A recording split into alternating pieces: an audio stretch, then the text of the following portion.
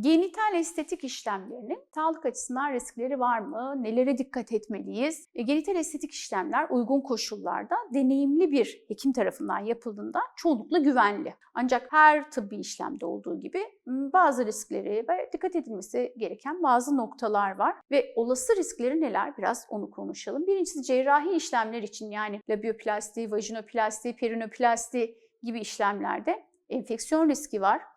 Steril olmayan ortamlarda yapılan işlemler, ameliyatlar enfeksiyona zemin hazırlar ya da enfeksiyona neden olur. Bunu engellemek için hijyenik ortamları, ameliyathaneleri seçmelisiniz ve uygulayan hekimin de hijyen kurallarına dikkat etmesi gerekir.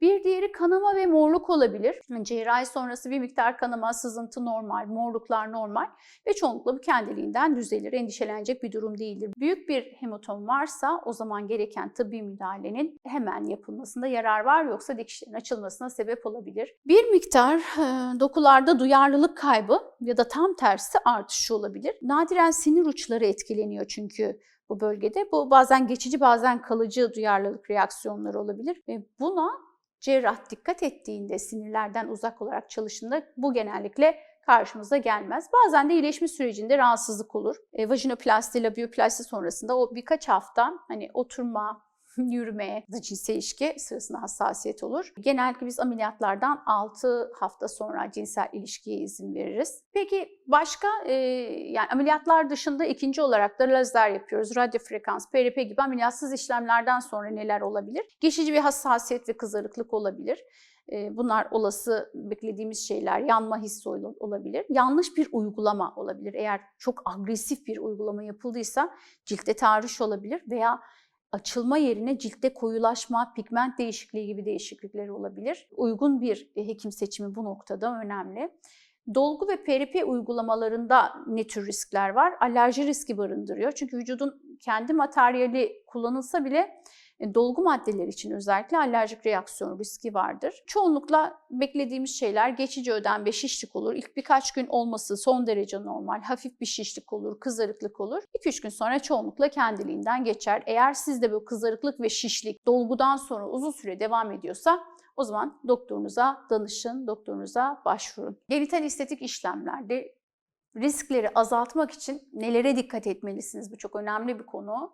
Birincisi ehil alanında doktorlara ulaşın. Kozmetik, jinekoloji alanında ehil, deneyimli doktorlara ulaşın. Doktorun deneyimli bir jinekolog ya da estetik jinekoloji alanında uzman olmasına önem verin ve bu alandaki yorumları okuyun, hasta yorumlarını. Steril ve güvenli ortamda mı?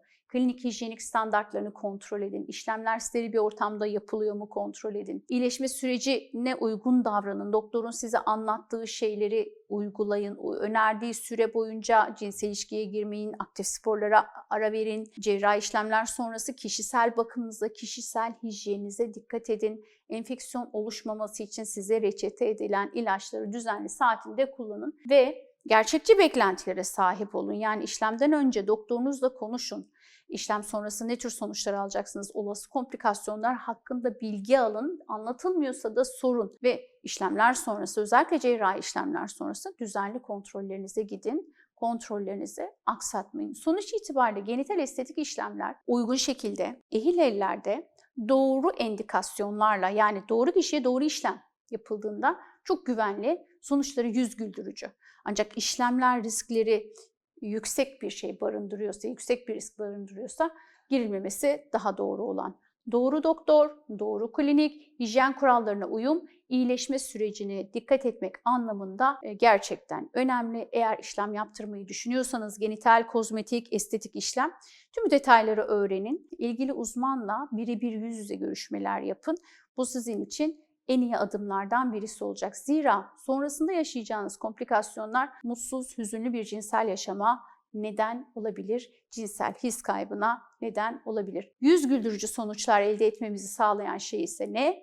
İlgili uzmana doğru şekilde ulaşmak, doğru indikasyonla doğru işlemi yaptırmak. Onun için de işlemleri yaptırmadan önce doğru araştırmayla doğru kişilere ulaşın.